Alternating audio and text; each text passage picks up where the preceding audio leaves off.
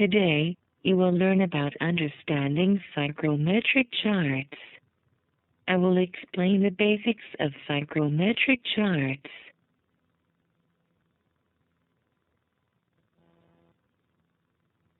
Here, I will explain the last topic, prevention of similar trouble based on customer complaint cases. I am going to talk about customer complaint cases and how to use psychrometric charts.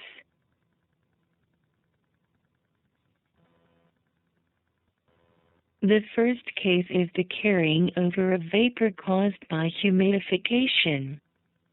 Circumstances, conditions.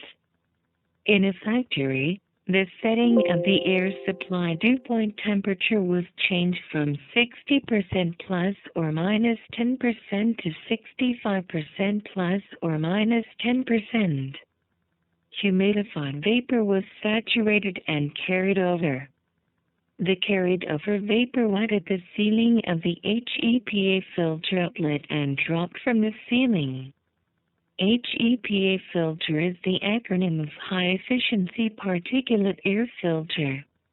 In addition, defective products were produced due to the abnormal deterioration of the room pressure. Backgrounds. The room, where the trouble occurred, was an exposition protective area. It had an air conditioning system operated by a one-through type outdoor air conditioner. The setting of the relative humidity of the room was raised to reduce the generation of static electricity. Countermeasures to prevent recurrence. Key factor 1. Before changing the settings of the room humidity under the steam humidification method, check the condition of the air after humidification on the psychrometric chart to see whether the relative humidity is over 85%. Key factor 2. Heat generated from manufacturing equipment may have increased due to some reasons, for example, due to an increase in production greater than that originally planned. Key factor 3. Under humidification at a lower temperature, the vapor absorption must be longer than that under the regular humidification room temperature. If the air is humidified at a lower temperature, consider using standpipe-equipped air conditioners.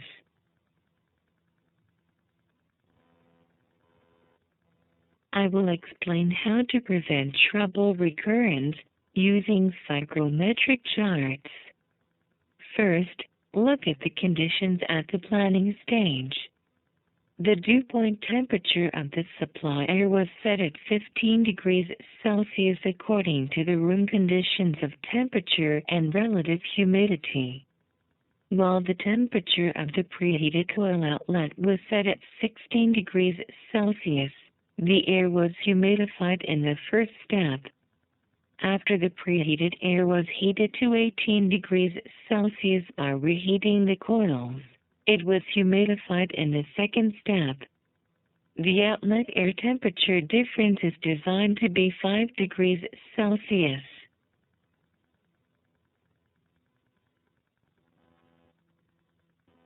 Next, look at the conditions when some settings were changed. After the production goal was changed, the dew point temperature of the supply air was raised from 15 degrees Celsius to 16 degrees Celsius. With the outlet air temperature being 18 degrees Celsius at the planning stage, the relative humidity is 90%. Here, you could use the countermeasure against recurrence as described in key factor 1. The relative humidity was over 85% after humidification. Taking into account the unbalanced relative humidity in a limited space such as in air conditioners, the relative humidity has to be set at 85% or lower.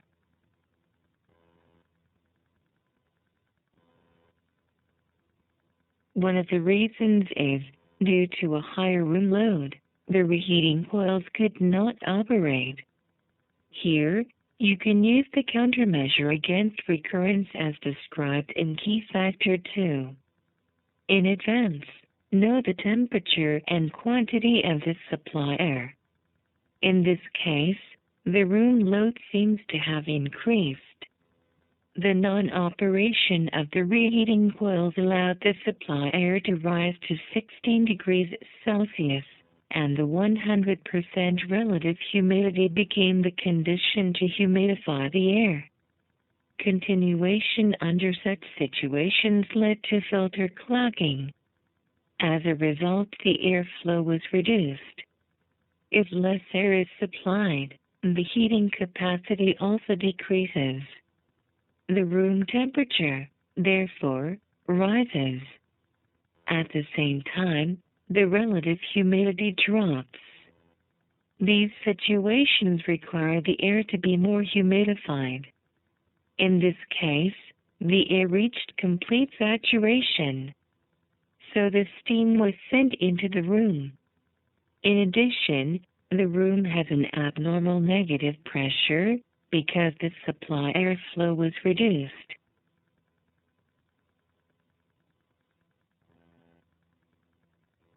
Now as for Key Factor 3, I will explain what should be reviewed under conditions during humidification at a lower temperature. Humidification at a lower temperature is already common. As seen in the factory air conditioning, if the room heat is greater, the temperature of the air supplied by air conditioners is set at a lower temperature. Humidification with vapor is best for controllability. Many people have the impression of it as all-round humidification. You should be careful, however, because less vapor is absorbed into the air if it is sprayed under humidification at a lower temperature. If vapor is sprayed through a general type single pipe system, the sprayed vapor forms a laminar flow. If the temperature of the airflow is lower, or if a large quantity of vapor is supplied into part of the airflow, the vapor sprayed air runs under conditions similar to oversaturation. If inadequate space is secured on the secondary side of humidifiers, failures, such as condensation and frosting, may occur on fans and in ducts. If the temperature of the air to be humidified is below 15 degrees Celsius, or if the quantity of the air to be humidified is over 5 grams per cubic meters, you should consider using standpipe-equipped air conditioners and angle adjustment attachments. Those treatments improve the vapor diffusion performance in air conditioners. On the slide, you can see parts of standpipe-equipped air conditioners. Vapor is sprayed into the whole airflow. When you use angle adjustment attachments as shown on the slide, diffusion performance improves. Case 2. A failure occurred in a constant temperature and humidity laboratory. This is an example of failures caused by poor consideration during design calculation. First, the following design conditions are shown on the slide. 1. Outdoor conditions. 2. Room conditions. In addition, a flow sheet and an equipment list are shown.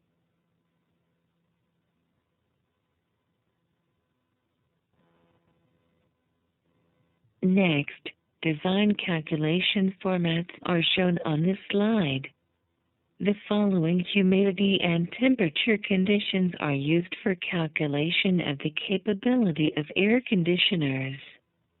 Temperature, 23 degrees Celsius plus or minus 1 degree Celsius, and humidity, 50% plus or minus 2%. Cooling loads are as follows. Construction framework load, 5.89 kilowatts. Cooling load of lighting, 1.9 kilowatts.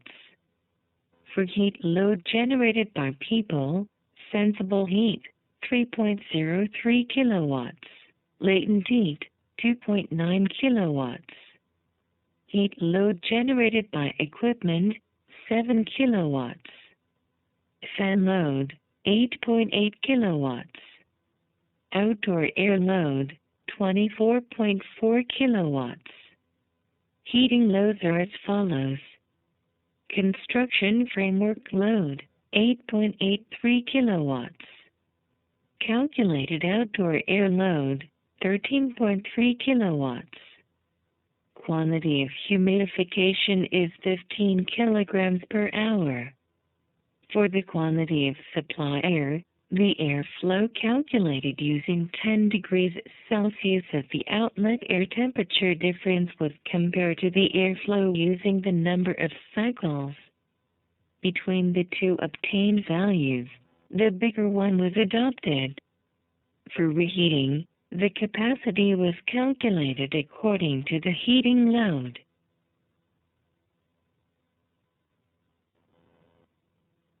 There are two key factors for air conditioning under conditions of constant temperature and humidity. The first key factor is to confirm the permissible temperature ranges. Individual permissible temperature ranges are predetermined depending on temperature standards and humidity standards. There are some differences depending on the settings. See the relevant psychrometric chart. Next, as an indication of the outlet air temperature differences, you should estimate the temperature values to be 4 to 5 times the permissible temperature range. If the permissible range is 1 degree Celsius, the outlet air temperature difference changes from 4 to 5 degrees. In general air conditioning, the permissible range should be approximately plus or minus 2 degrees Celsius.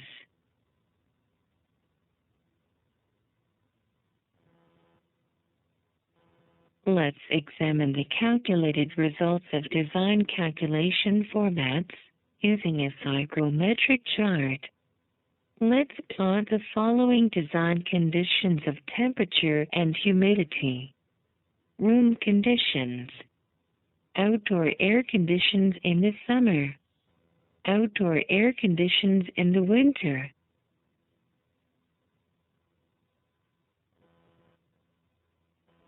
Let's plot the contents of design calculation formats.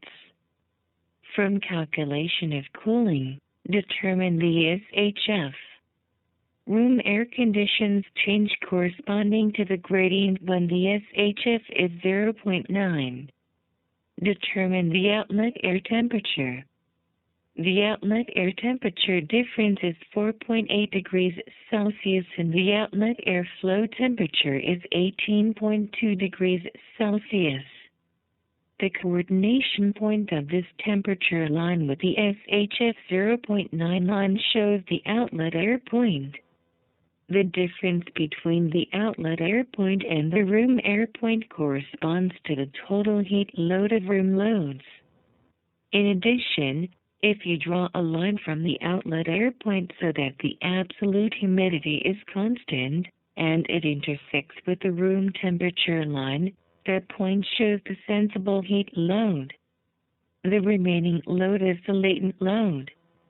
You can show outdoor air loads as enthalpy differences between the point of the outdoor air and that of the room air, or as enthalpy differences between the point of mixing air and that of the room air. You can represent outdoor loads as two lines on the chart. During heating, the air is heated from the temperature corresponding to the mixing point to that of the outlet air point. The heated air is sent into the room. The heat capacity can be calculated according to the temperature difference between the mixing air point and the outlet air point. The humidity capacity can be calculated according to the absolute humidity difference between the mixing air point and the outlet air point.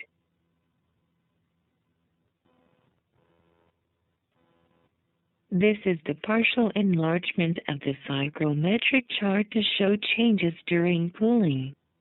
Here, the theoretical behaviors of a coil are shown on this slide. As I described before, however, such behaviors cannot be attained from actual cooling coils.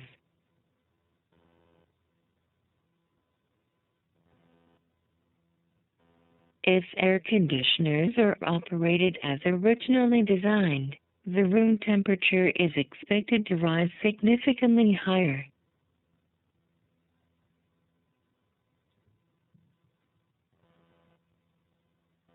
When cooling coils are used, the air goes under dehumidification and reheating. Paying attention to the characteristics of cooling coils, you should design air conditioners to ensure dehumidification of the air. Subsequently, matching to the room loads, use reheating coils and adjust the outlet air temperature. Cooling coils must have the capabilities necessary to dehumidify the air in addition to those to reduce room loads. On the other hand, reheating coils must have the capabilities to heat the cooled and dehumidified air up to the outlet air point. Furthermore, to heat the air, a higher level of capability is required between the capability to reheat the air and that necessary for heating the air.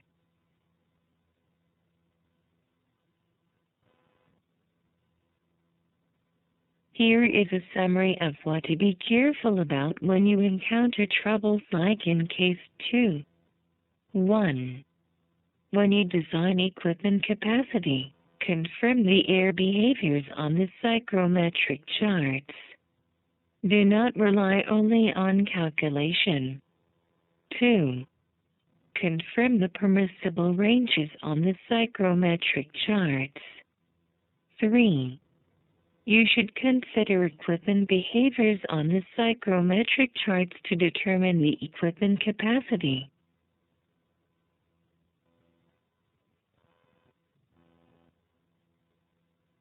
Case 3. Deficient humidification in an office building. Recently, many office buildings have adopted multiple air conditioning systems. The reasons why such systems are adopted include advantages, such as separate operation and easy switching between cooling and heating modes. Multiple systems, however, frequently cause deficient humidification during the winter. More customers tend to express requests to improve it. The following factors are possible causes. 1. It is difficult to incorporate humidifiers satisfying necessary capabilities into multiple air conditioning systems for buildings. 2. Based on the increase in room heat loads, cooling is required even during the winter. 3. Customers do not have sufficient knowledge of humidification, or the air conditioners are not maintained adequately.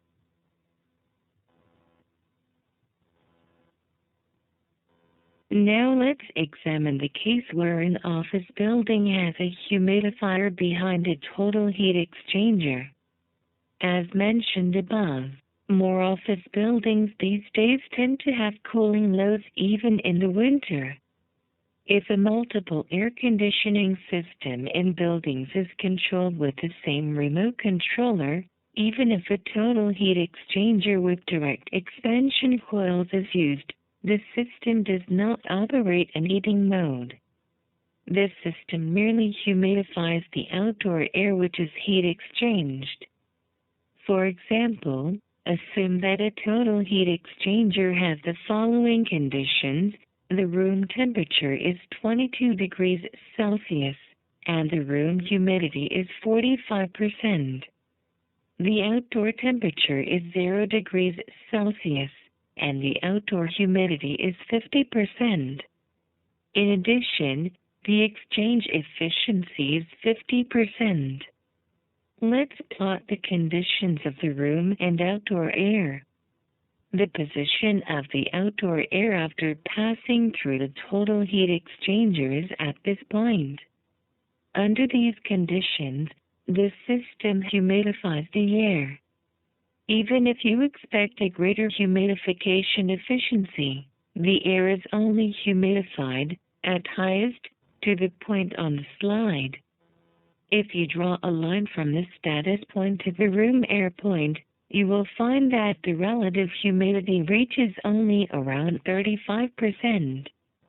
If a total heat exchanger is treated as part of the multiple air conditioning systems in buildings, the heat exchanger operates in the same mode as the system. You should consider using a heat exchanger separate from the room air conditioners and separate the exchanger from the humidifier. In recent years, air conditioners have cooling loads even in the winter because building construction loads are reduced and room heat loads are increased. Conventional calculation without expectation of heat loads in the winter may not give sufficiently practical values. You should prepare to take measures against any troubles by using the psychrometric charts and try to assume the patterns of how troubles occur. This is the end of the explanation of prevention of similar trouble based on customer complaint cases, the third section of Understanding Psychrometric Charts.